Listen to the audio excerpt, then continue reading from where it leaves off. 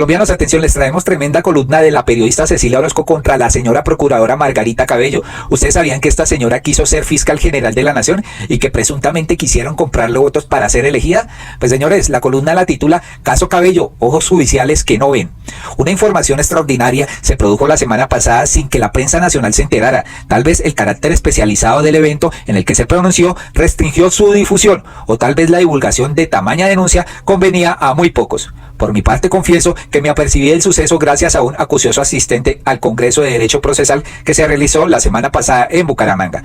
En ese espacio, quien fuera miembro de la Corte Suprema, Edgardo Villamil, se salió de nuevo del redil y, fiel a su temperamento recto, desnudo el funcionamiento corrupto del Estado colombiano, pero no genéricamente, sino con casos concretos. Eso es lo más raro, que alguien se meta al río profundo sin que le importen las pirañas que lo esperan para devorarlo.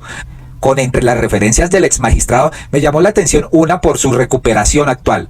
Rememoro: el expresidente Uribe también impuso como fiscal general de la nación a la doctora Margarita Cabello en el 2009 y al doctor Jorge Petrel en el 2005, después condenado penalmente por vender providencias. Más adelante Villamil retomó la historia de la que él fue partícipe hace década y media, cuando aún integraba la Sala Civil de la Corte Suprema de Justicia. Dice él textualmente: en el preámbulo de la sesión en que deberíamos ocuparnos de tal elección, fiscal general de la nación, el magistrado Luis Javier Osorio tomó la palabra para testimoniar algo que calificó como asqueante. Dijo que a su despacho llegaron 2 abogados de Medellín a ofrecerle la dirección de fiscalías de Antioquia y del propio Medellín, si votaba por la señora Margarita Cabello. Villamil añadió que en ese momento intervino para exigir que la sala plena de la Corte compulsara copias a la Fiscalía con el objeto de que, sin la presencia de Villamil en Cartagena, a donde no fue por sentirse asqueado, Ricaute sometió a votación la decisión de que la Corte denunciara o no el delito de cohecho que habrían cometido los delegados de Cabello y ella misma. 11 magistrados amañados votaron por el no denunciar, 10 por el sí. Villamil se pronunció en la siguiente sala, ya en Bogotá: yo, con mi cédula y en mi condición de ciudadano, entregaré la noticia a la Fiscalía de lo que creería y creo que es un delito. Y cumplió, formuló denuncia con su firma y la de varios de sus colegas. La Fiscalía no hizo nada, o si lo hizo no lo comunicó. La flamante procuradora de hoy no fue investigada. Por el contrario, a partir de ahí el camino de los altos cargos del Estado se amplió para ella. Pocos años después fue elegida increíblemente para integrar la Sala Civil de la misma Corte Suprema, en donde se había discutido y formulado la denuncia en su contra. Cabello no terminó su periodo en el tribunal. Duque, el presidente que puso Uribe, la nombró ministra de Justicia mientras la preparaba para postularla. ¿Ah? ¿Cómo les parece, señores? Definitivamente aquí la señora Cabello ha hecho y deshecho, ¿no? Pues Cabello no terminó su periodo en ese tribunal. Duque, el presidente que puso Uribe, la nombró ministra de Justicia, mientras la preparaba para postularla como procuradora general de la nación, con el concurso de un Congreso clientelista y politiquero como Cabello y su rama judicial. Sí, 14 años, la procuradora general no fue investigada. ¿Alguien examinará lo que hizo en el Ministerio Público? ¿El señor El Hash se hará la pela? Ojos corruptos que no ven, corazón corrupto que también poco siente. Tremenda columna de la señora. Pues a esto Cecilia Orozco dijo lo siguiente: esta señora tan mentada, tan poderosa, tan favorita del uribismo para los cargos de magistrados de la Corte Suprema, cabeza del Ministerio de Justicia y jefe de la Procuraduría, fue denunciada por oferta de puestos a cambio de votos cuando iba a ser fiscal de Uribe. ¿Ah? Otra vez, solicité a la Corte Suprema apartes de sus actas del 2010 para leer lo que dijo un magistrado sobre la oferta de puestos a él, a cambio de su voto, de parte de Cabello, cuando era candidata a fiscal general de Uribe, y la decisión de otro magistrado de denunciarla. La Corte me negó ese derecho. ¿Por qué? ¿Por qué negaron ese derecho a la periodista? Cecilia Orozco dice: ¿será que interpongo una tutela contra la Corte Suprema por negarme el acceso a la información que solicité, aun cuando uno de los magistrados lo ratificó? Deseo saber lo que dijeron él y otro togado que contó que les ofrecieron puestos a cambio de su voto por Cabello en el 2010. Sería interesante conocer esas actas, a ver si se destapa una olla podrida, ¿no? Por otro lado, colombianos, seguimos viendo las reacciones de lo que está haciendo el Consejo Nacional Electoral y definitivamente tenemos que compartir este video. Esto que está haciendo el Consejo Nacional al parecer es una distracción. El objetivo es llevar a Gustavo Petro a un juicio político. Escuchemos a Duvalier y su análisis. Hola, atención Colombia, quiere poner contra las cuerdas al presidente Gustavo Petro elegido democráticamente, gústele o no.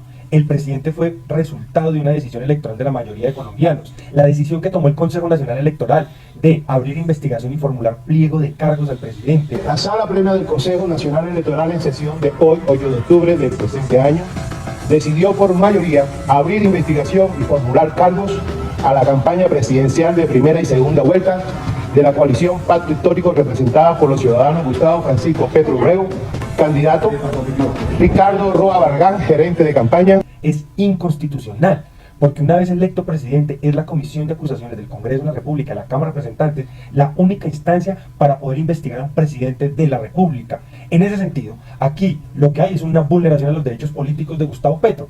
Lo que se pretende es precisamente iniciarle un juicio político que arranca del Consejo Nacional Electoral por presuntamente haber violado los topes de campaña, con lo cual investigan también a su gerente de campaña y a los partidos políticos que conformaron la Colombia Humana. Aquí hay un claro sesgo político, por ejemplo, del ponente de esa investigación, que es Álvaro Hernán Prada, un excongresista del Centro Democrático que renunció a su curul por una investigación de soborno a testigos y fraude procesal. Esa persona, investigada por la Corte Suprema, que renunció a su curul para evitar la justicia, es hoy el ponente de intentar investigar al presidente de la República. Una cosa que parece absurda, pero que el Consejo Nacional Electoral avanza con esta apertura de investigación. En este país que hasta los narcotraficantes financiaron campañas del Centro Democrático y la derecha y nada les pasó, terminaron archivando y absolviendo a esos candidatos, a esas campañas que sí deben ser investigadas, entonces ahora vienen porque unos sindicatos, porque unos maestros terminaron financiando con sus pocos recursos la campaña presidencial de Gustavo Petro, pues quieren despojarlo de su victoria y desgastar al gobierno sacándolo del poder. Solo porque me gané todos los juicios en todas partes. ¿Y ahora qué están haciendo? ¿Les importó un bledo la sentencia? Están intentando quitarle el derecho político a la gente que votó por Petro, 11,5 millones de personas, ni más ni menos. Y el derecho político a Petro, ¿por qué es diferente? Porque no se calla, porque dice verdades, así me equivoqué muchas veces. El objetivo no es solo ponerle una sanción administrativa, es decir, una sanción económica al presidente y a la gerencia de campaña, no. Ese es el inicio de lo que el presidente ha expresado que puede ser un golpe blando. Yo creo que al final se trata de un juicio político que arranca en el Consejo Nacional Electoral, que una vez allí se haga la investigación y demás, compulsan copias a la Cámara de Representantes, a la Comisión de Acusaciones, dándole una apariencia de legalidad. Allí queda el presidente en manos de una cantidad de políticos regionales, clientelistas, tradicionales, que van a intentar extorsionar al gobierno y llevarlo a la plenaria de la Cámara acusándolo. Después van a hacerle el juicio político donde el presidente es más débil, en el Senado de la República. Y una vez en manos de los senadores, claramente lo van a despojar de la dignidad de presidente de la República, consumándose el sueño de la política tradicional, de la mafia política de este país, de despojarlo de su elección popular, democrática y legítima como presidente constitucional de este país. Eso es una amenaza, es un atentado para la voluntad popular y hay que evitarlo. Y esto no se trata de absolver al presidente de una posible investigación, solo que se hagan las instancias que dice la ley y la Constitución. Y una vez Gustavo Petro se convirtió en presidente de la República, dejó de ser candidato y la instancia para investigarlo no es el Consejo Nacional Electoral, no es quedar en manos de sus enemigos políticos, que son esos magistrados, sino la Comisión de Acusaciones de la Cámara de Representantes. Pero adicional, se necesita legitimidad, credibilidad, y eso no lo tiene el ponente de la investigación, Álvaro Hernán Prada. Es más, en este país pasó el proceso 8000, en este país pasó lo de Odebrecht, que financió las campañas pero con multimillonarios recursos a cambio de contratación, y no le pasó absolutamente nada a los presidentes, porque así es, aquí se tapan entre corruptos y la impunidad reina y danza en nuestra democracia. Pero a un gobierno, a un presidente que ha enfrentado esas mafias, que intenta hacer cambios, a ese sí le hacen juicios políticos con apariencia de legalidad, que eso es lo que hay. ¿Qué va a pasar al final? Pues que Gustavo Petro va a tener que irse a defender ante la Corte Interamericana de Derechos Humanos y seguramente allí van a proteger sus derechos políticos. Segundo, que en el Congreso de la República pues tendremos que actuar para hacer respetar la voluntad popular, el resultado electoral y nuestro ordenamiento constitucional. Y tercero, no puede hacer carrera en Colombia que solo cuando ganan los candidatos de la derecha, los que son afines al establecimiento, a que las cosas sigan iguales, a que la desigualdad se profundice, a los únicos que se les respeta su mandato. También otro de los congresistas analistas sobre este tema es Ariel Ávila, que dijo: el cuestionado presidente del CNE, César Lordoy, quien ha hecho parte de una estructura política de Vargas Lleras y la familia Char, por Dios, anuncia ayer que el Consejo Electoral no solo investigará la campaña de Gustavo Petro, sino directamente al presidente. Sin embargo, esa competencia pertenece a la Comisión de Acusaciones. Son enemigos políticos que quieren ver al presidente pues fuera de este cargo. Luego del comunicado que emitió el señor Lorduy, presidente del CNE, frente a la campaña del presidente Petro y frente al propio presidente Petro, y de haber escuchado y haber leído todo lo que se ha dicho, este video, digámoslo así, viene horas después de ese anuncio para saber si es verdad que hay golpe o no golpe de Estado, si es cierto que el CNE podía o no puede investigar al presidente y demás. Entonces, claridades primero. 1. ¿El Consejo Nacional Electoral puede investigar el gerente de la campaña? Sí. Los contadores, sí. Los auditores, claro. Pero no puede investigar al presidente. El presidente de la República tiene un fuero, y ese fuero es un fuero que llaman integral, y únicamente la Comisión de Acusaciones de la Cámara de Representantes es la que puede investigar al presidente. De tal forma que al menos el comunicado del señor Lorduy es totalmente desproporcionado y obviamente viola ese fuero integral. Vuelvo y repito, pueden investigar la campaña Petro presidente, pero no pueden investigar al presidente de la República. Segundo, que si en el marco de la investigación encuentran cosas sobre el presidente de la República, claro, pueden compulsar las copias a la Comisión de Acusación y es la que va a investigar al presidente en esa compulsa de copias, pero no puede es dar por hecho o formularle pliego de cargos al presidente. Eso no se puede hacer y no está permitido. Tercero, por ende, ¿qué viene? Pues viene una disputa política. El Consejo Nacional Electoral, en este caso liderado por el señor Lorduy, miembro de Cambio Radical, señalado de comportamientos misóginos, hasta señalado de un presunto homicidio y demás, pues va a llevar una campaña hacia adelante contra el presidente. El presidente ha anunciado que también va a salir a las calles y se viene una época de marchas y contramarchas seguramente, que va a afectar al país algunas semanas. Ya vienen vacaciones de diciembre, así que no va a ser mucho, seguramente el otro año, pero pues esto va a llevar a una gran disputa política. Y el último comentario respecto a lo dicho por el CNE. No solo no se puede investigar al presidente y se viola el fuero integral, sino que lo que está haciendo el CNE es, con ese comunicado que leyó, es yendo más allá, extralimitándose, pero yendo a un tema de participación política. Y entonces aquí lo que vamos a ver es un tema de confrontación política entre un sector y otro sector. Y aquí lo que están tratando de hacer es medir el aceite al gobierno, ¿no? Y es que en las últimas horas se pronunció el presidente de Brasil, Lula. Dice lo siguiente: como alguien que ha sido víctima de todo tipo de persecución política, pues expreso mi solidaridad con el presidente Gustavo Petro.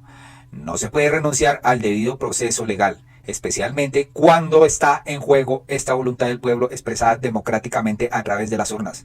Recuerdo que en el 2016 la presidenta Dilma fue víctima de impeachment sin base legal. Y ese fue el comienzo de un periodo turbulento y traumático en la historia del Brasil. ¿Será que estos uribistas pretenden crear este caos? Es increíble, ¿no?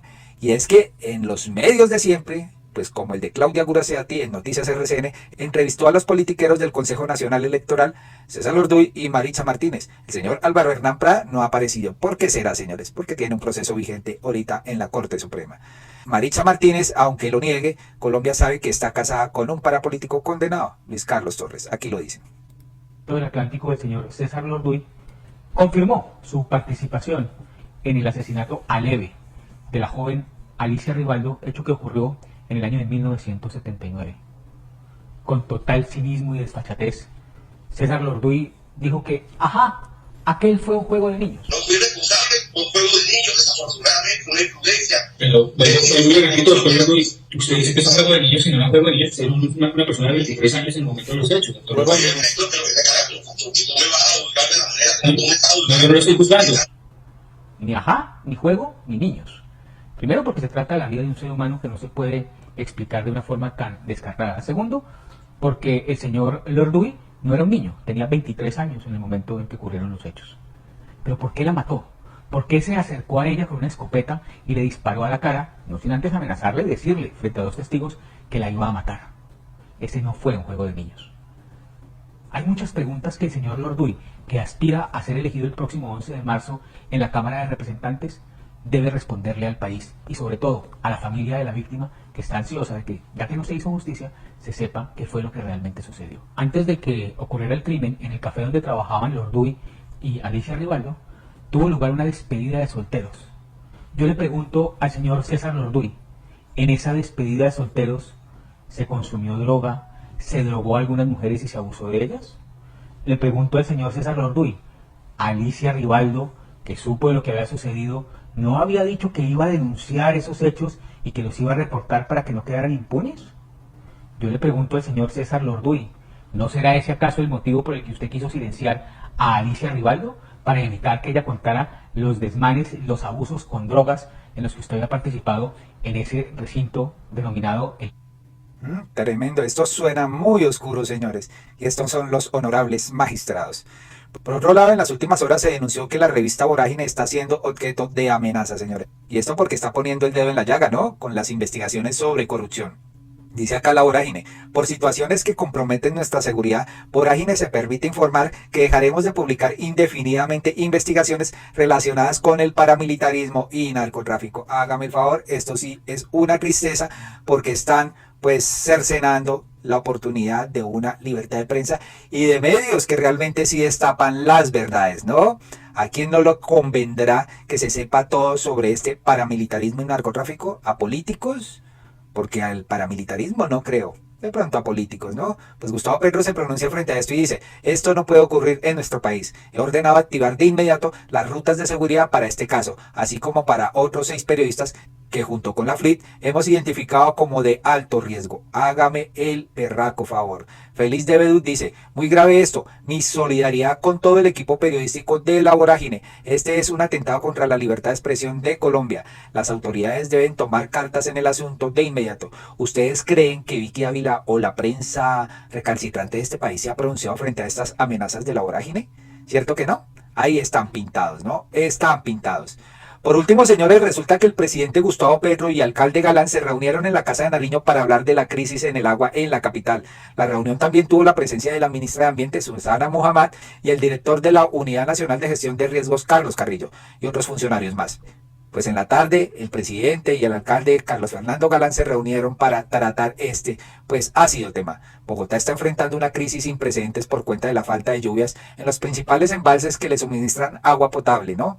Aunque en el caso urbano se han presentado precipitaciones en los últimos días, no ha sido así en las zonas de interés para el suministro de agua. Ante la crisis se han planteado alternativas como aprovechar los acuíferos subterráneos de la ciudad, una mayor preservación de los páramos, entre otras propuestas. En cambio, el primer mandatario ha insistido en que ese tema no será una mera coyuntura, sino una nueva realidad en la capital, e incluso ha responsabilizado en gran medida a la creciente urbanización de la ciudad. Una de las soluciones que ha dado es que Bogotá se comprometa con reforestación en la Amazonía. Pero vamos a ver qué reacciones tuvo este encuentro y las conclusiones y las críticas a Galán, ¿no? Aquí dice un usuario, es muy grave lo de Bogotá, pero da mucho gusto verle la cara al imbécil súper técnico Galán, tragándose sus palabras y viéndose obligado a reconocer su incompetencia. Los gestores financieros no son personas adecuadas para gobernar. Punto. Aquí dice Susana Muhammad, ministra de Medio Ambiente, iniciamos un trabajo conjunto con la alcaldía de Bogotá sobre el futuro del agua en la capital a corto, mediano y largo plazo. En ese sentido, reconocemos la vulnerabilidad climática que afecta el suministro de agua en la ciudad y estamos evaluando una posible declaratoria de desastre, señores. ¿Cómo la ven? Estamos en un momento que podríamos llamar de vulnerabilidad climática para el agua de Bogotá. El distrito nos hizo el recuento del trabajo que ha hecho. Teníamos un análisis bastante parecido y conjunto. Y por lo tanto, en ese proceso de abordar esta vulnerabilidad y poder sobrepasar esta temporada de sequía, aprovechar la lluvia que tenemos en este momento por los siguientes meses hasta diciembre y lograr mantener un equilibrio entre el sistema de abastecimiento de Bogotá y la demanda, hemos iniciado un trabajo conjunto para un acuerdo conjunto entre el distrito, el gobierno nacional, sobre el futuro del agua a corto, mediano y largo plazo. Eso implicará tomar medidas que ya nos contará el director Carlos Carrillo, tienen que ver con una posible declaratoria de desastre, que todavía no se ha tomado esa decisión, medidas que inician ya y que te van a tener implicaciones durante el siguiente año, y medidas de largo plazo en una mesa permanente, porque podemos establecer que esta es una situación que no es solo coyuntural, que tiene ya avisos de ser sistemática y que si no tomamos medidas a profundidad se puede ir profundizando en el tiempo. Con base en eso se han establecido unas instancias de trabajo conjunto y esperamos la próxima semana, conjuntamente el distrito y el gobierno nacional, anunciar esa serie de medidas que tendrán carácter de corto plazo en términos de reaccionar a los meses que se vienen, pero también medidas regulatorias y medidas que tienen que ver con el uso eficiente del agua en la región. Bueno, tremendo, empieza a escasear el agua en la capital de una forma grave, señores, grave es grave. Pues aquí está Carlos Carrillo y dice un positivo balance de esta reunión entre el presidente Petro y el alcalde Galán. Escuchemos qué dice. En estos tiempos de variabilidad climática, incluso grandes ciudades que tienen institucionalidades robustas, Bogotá tiene un instituto propio que es el IGER, tiene unas secretarías, tiene unas capacidades, pero aún así, y a pesar del gran presupuesto que tiene Bogotá comparado con otras ciudades hoy, existe una preocupación real, una preocupación concreta sobre el futuro en el mediano y en el largo plazo, así como también las medidas que podrían tomarse en el corto. De darse una declaratoria de desastre, esto es un procedimiento que está arreglado y nosotros desde la UNGRD, como Secretaría Técnica de ese Consejo Nacional de Gestión del Riesgo y además como cabeza del sistema, pues seguiremos paso a paso las normas dadas en esa institucionalidad, siempre, y en esto quiero ser enfático, respetando la autonomía de los gobiernos locales. Hemos tomado una decisión desde la unidad y es la convocatoria la próxima semana del Comité Nacional para el Conocimiento del Riesgo. Esta es una instancia contemplada en la Ley 1523. Este, podríamos decir, es un primer paso para explorar si es o no necesaria esa declaratoria de desastre. Esa declaratoria de desastre lo hacen para mover recursos en caso de que se agrave más la crisis del agua acá, ¿no? Vamos a ver qué dijo el señor Galán. La declaratoria de desastre es una de las alternativas que se va a analizar conjuntamente para ver si es el camino que lo justificaría y que permitiría esa medida para poder avanzar en soluciones que permitan precisamente enfrentar la problemática en los próximos meses. También vale la pena mencionar que hablamos de analizar con los equipos técnicos del acueducto, de la Secretaría de Ambiente, la Secretaría de Hábitat, entre otros, con el Gobierno Nacional, alternativas de reutilización, por ejemplo, de aguas lluvias, por un lado, también reutilización de aguas de la planta de tratamiento de salitre, analizar como alternativa para usos no potables en Bogotá, entre otras, y también qué tendríamos que hacer para poder, en el mediano plazo, avanzar eventualmente, si así lo determina la CAR, en poder ampliar la concesión de captación para el agregado norte. Bueno, tremendo esto, esperemos que se resuelve para el bien de los capitalinos y pues definitivamente mucha gente dice acá que Galán es incompetente, ¿no? Puede haber metro, pero si no hay agua, ¿de qué nos sirve? Muy amables por escucharnos y nos vemos en un próximo video. Hasta pronto.